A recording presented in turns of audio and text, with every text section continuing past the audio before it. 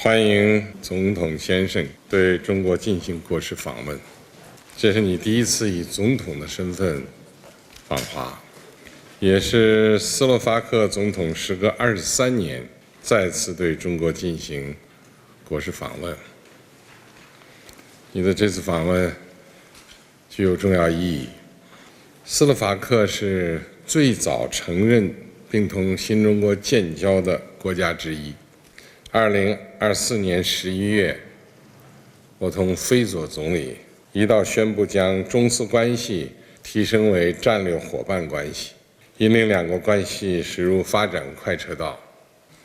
在双方共同努力下，两国政治互信持续升华，合作成果不断涌现，传统友好深入人心。Vaša excelencia, vážený pán prezident, vašu krajinu som už v minulosti navštívil niekoľkokrát, ale byť na štátnej návšteve Čínskej ľudovej republiky ako prezident Slovenskej republiky je pre mňa veľká česť. Chcem na úvod zdôrazniť, že Slovensko podporuje politiku jednej Číny. Verím, že moja návšteva prinesie nové impulzy a vytýči nové oblasti pre spoluprácu medzi Slovenskom a Čínou